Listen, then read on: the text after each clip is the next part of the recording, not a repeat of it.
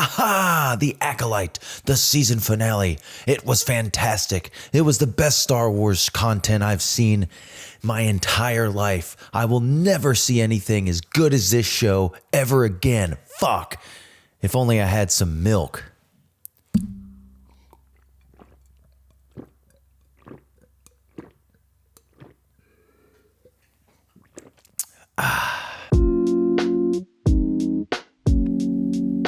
What's going on, everybody? My name is Alex, and this is a little thing that we call Jabber.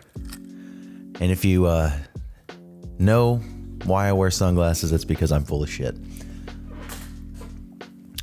It's just a thing that I started doing. Maybe it'll catch on. I don't know.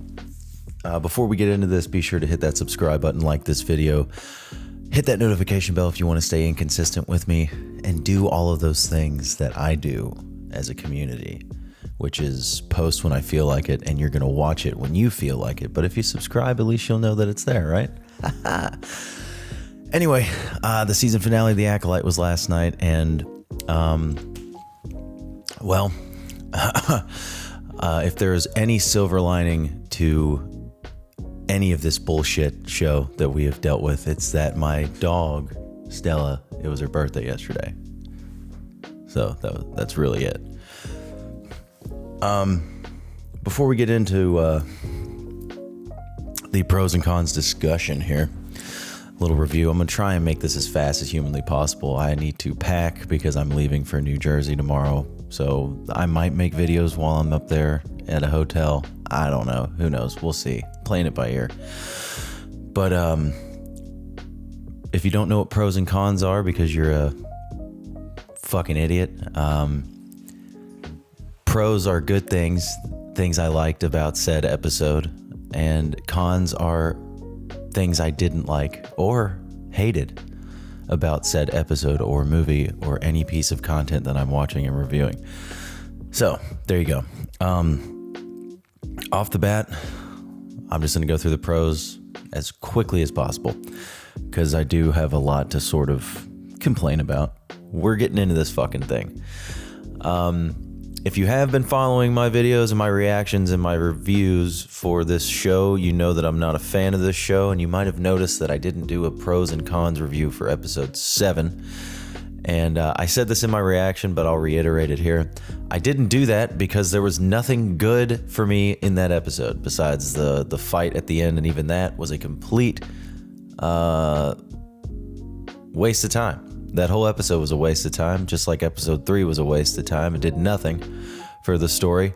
I'll wrap that up really quick before I get into the season finale. Episode 7 and episode 3 could have been one episode, or both of those things could have been done in a flashback. That's it. It did nothing for the story. There's no reason to have that other than you just knowing where Osha and May came from.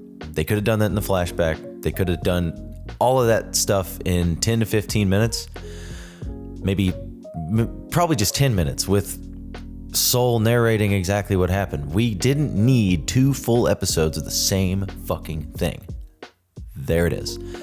That's that. I just had to wrap that up and get that off my chest before we get into the season finale, because it sort of plays into it, but not even.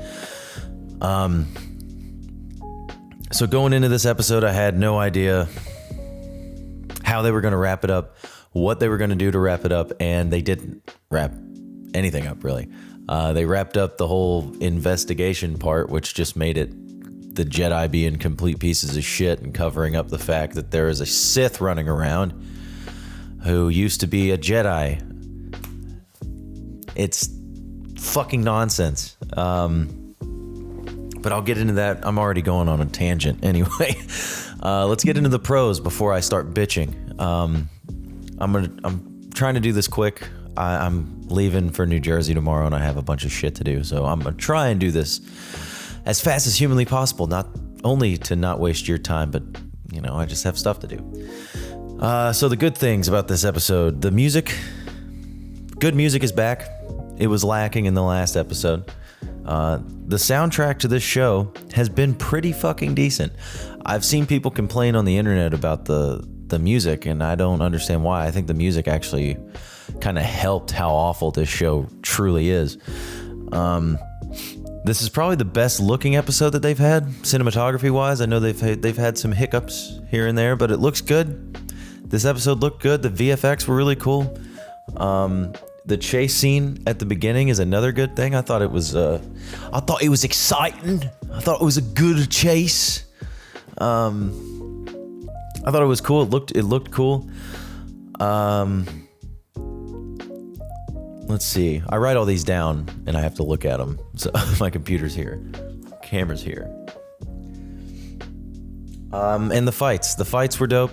I thoroughly enjoyed the fight scene between Queermere and Soul. I thought it was a really cool fight. Him fucking chucking his lightsabers. I still don't understand how the whole lightsaber thing works, but it's Star Wars. What are you gonna do? I thought that whole thing was cool. Specifically with Queermere, his lightsabers, his fighting style is really cool. I like that they are actually using martial arts instead of just fucking like quick fucking movements like the prequels, which don't get me wrong, I love the prequel fights, but this is like a good solid mix of like Kurosawa fucking samurai fighting mixed with some brutal fucking, it's just cool. It's like just mixing martial arts with lightsabers, and that's how it is. That's how it should be, I think. So kudos to the fight choreographers, because I know for a fact this didn't come from Leslie Headland. So it's the second unit directors and the fight choreographers. Hats off to you guys. I thought you guys did a great job.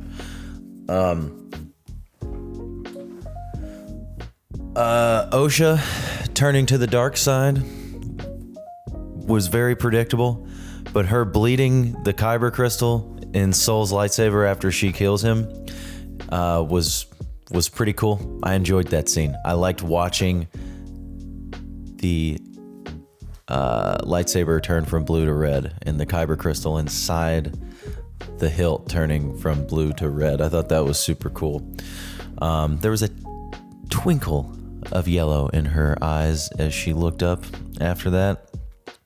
I'm kind of jumping around there, but the biggest thing that everybody's going to be talking about in this episode is, a little cameo, a little glimpse, which was also a total waste, but I low-key got hype while watching it, was Plagueis watching, which is also very problematic for his character if you know anything about Darth Plagueis. If you've read the Darth Plagueis novel by James Luceno, it is phenomenal. If you haven't, it's phenomenal. You need to check it out. It's probably the best Star Wars novel that they've ever written, except the original Thrawn trilogy by Timothy Zahn.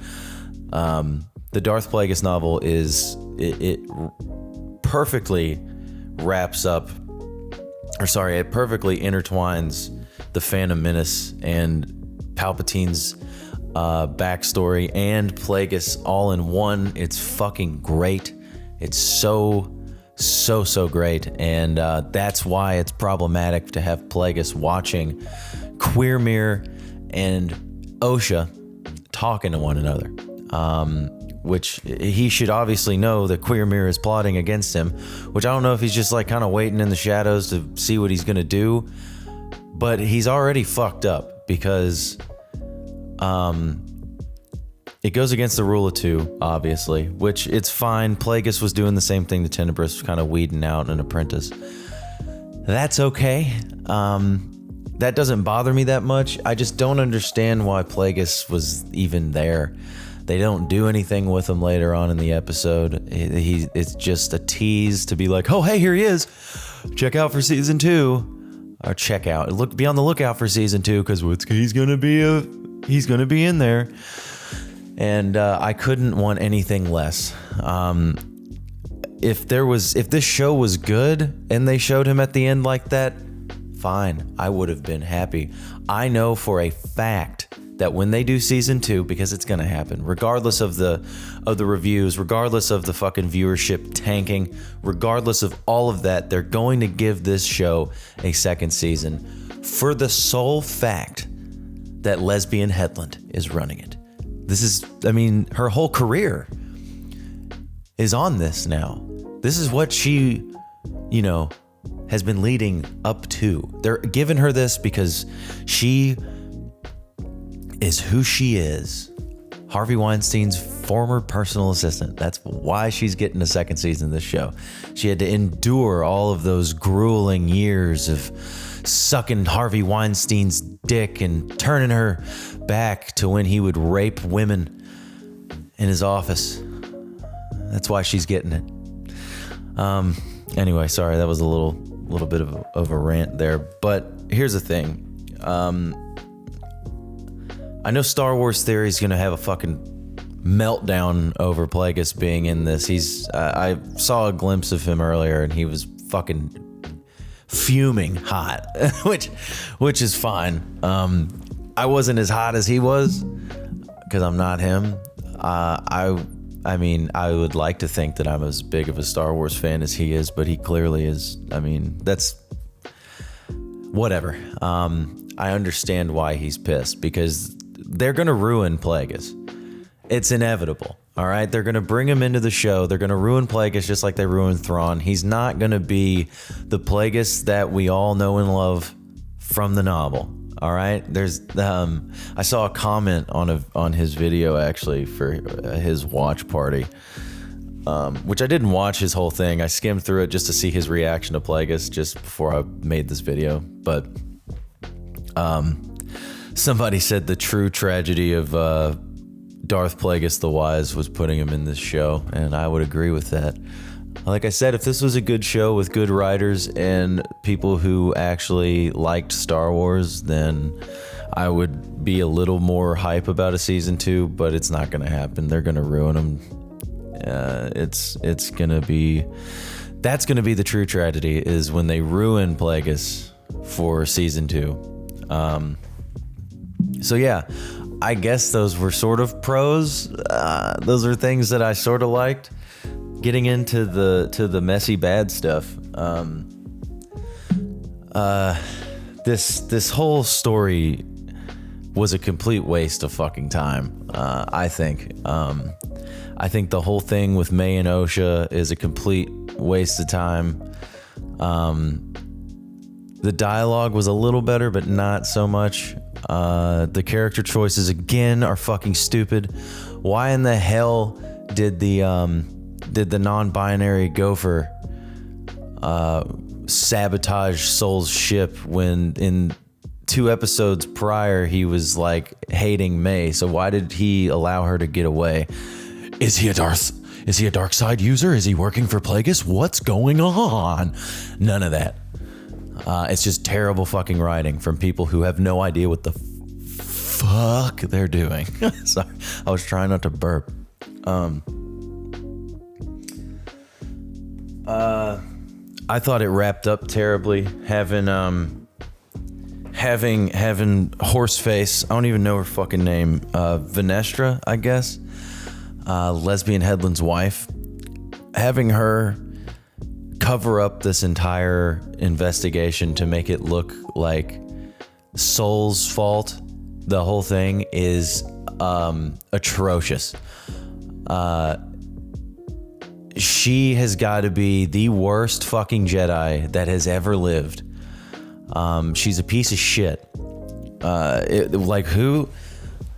It made no sense for her to go and blame all of this on Soul. That poor fucking guy. That's a tragedy right there. She undermined all of the Jedi. She made the Jedi look like incompetent pieces of fucking garbage. All because she lied about Soul.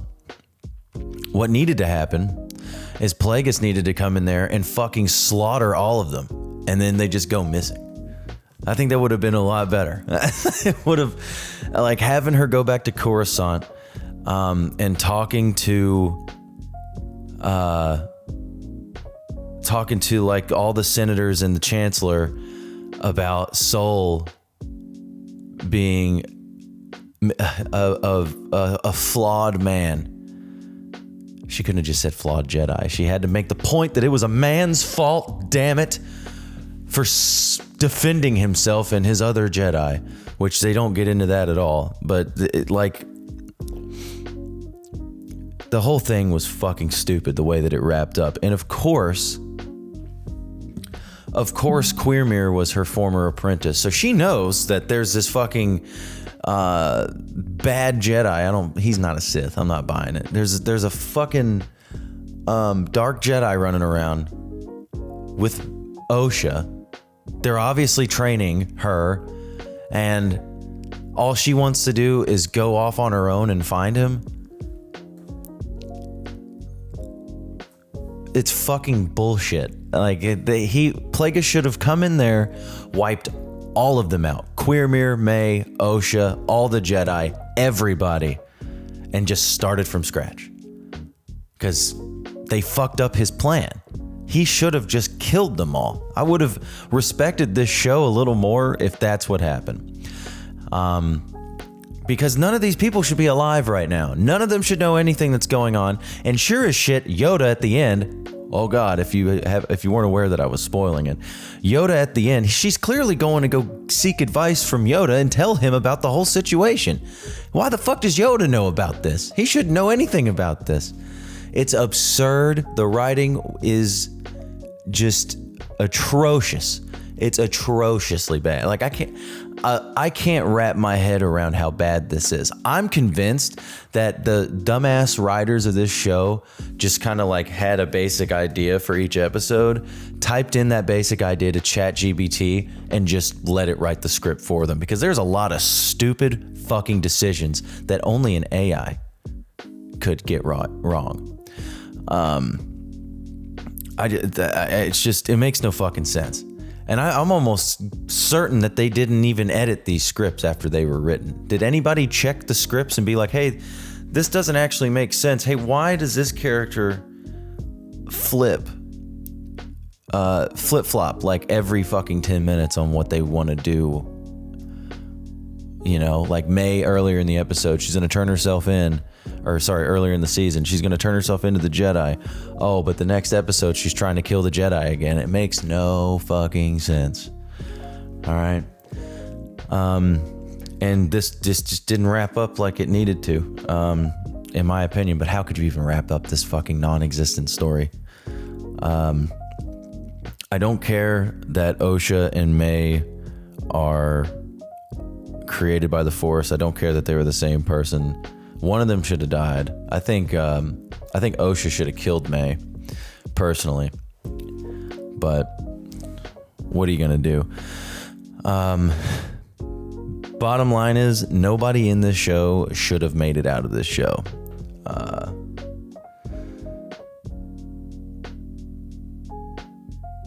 So yeah, I guess those are the pros and cons. But if I were to elaborate a little more, let's see what I wrote down. I guess I'll go back into Osha and May. The biggest problem about this show is Osha and May. Their story doesn't make sense.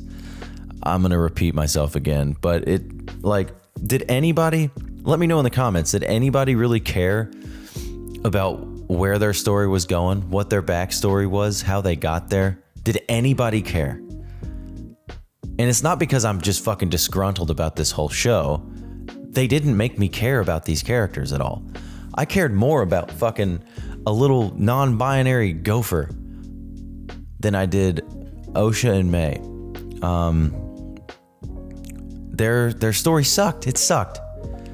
And it made no fucking sense. They didn't need to be created by the Force. And even if they were, I didn't need 2 episodes about it. I just didn't care. If I can give you all what I think should have happened in this show, they could have had Osha or May. I think Osha, just because she was a former Jedi Padawan that left the Order. That's fine. Leave it at that. Let her go off. She gets picked up by... you could have kept the whole Soul killed her family because of whatever. She found out, felt betrayed. She left the Jedi Order. And then she got picked up by Queermere. And then the whole show could have been about him training her This episode felt like it needed to be almost a midpoint in the season, especially introducing Plagueis. You could have gone from there to them just focus more on the Sith and then have Plagueis fucking kill everybody. That's a very shitty way of describing what I would do with this show. I'm not an esteemed writer with picket signs demanding more money. I thought it would have been cool. I like the investigation aspect of it. I thought that was neat, but I feel like it's just problematic because of continuity. That's really it. It's super problematic. The whole thing, it's one thing to have the Jedi go off on an investigation. They should never have went back to Coruscant. Nobody on Coruscant should have known anything that was going on.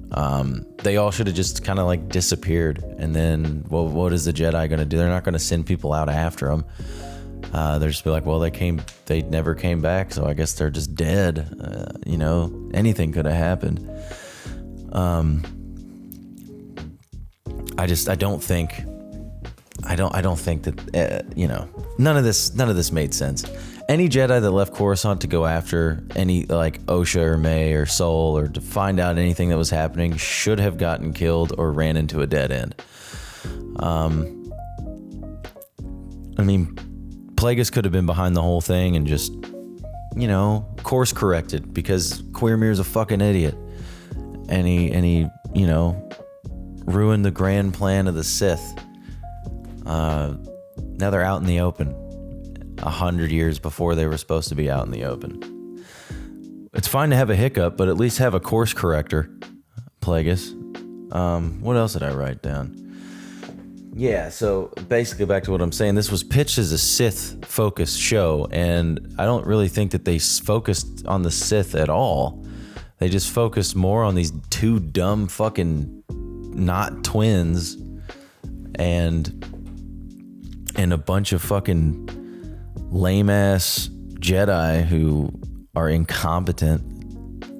And that's all the show wanted to do. The show just wanted to destroy the Jedi and make them look like incompetent assholes. That's all the show wanted to do, which is fine if you're looking at it from a Sith point of view, because that's how they view the Jedi, but it doesn't make sense in the grand scheme of like the continuity of the Star Wars universe.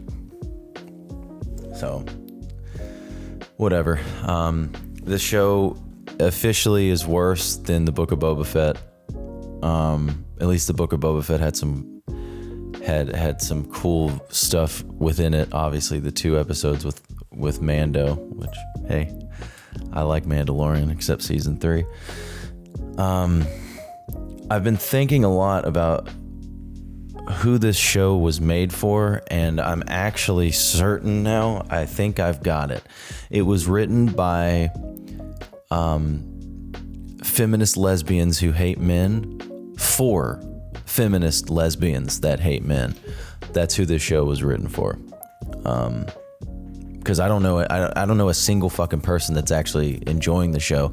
Even people that I talk to who aren't like politically aligned with me, or if that's even like why I hate this show. But anybody like this guy I've mentioned at work, this guy watches it with his kids, and his kids and him don't like the show. His kids hate this show. So if you're not making it for the kids at the very least, who are you making it for? Because you're not making it for actual Star Wars fans.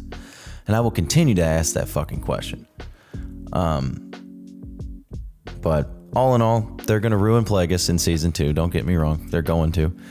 They're going to ruin everything about him. He's probably my favorite character in all of Star Wars over everybody. And he hasn't even been on. He's got 2 seconds of screen time so far in the Star Wars universe. Oh well.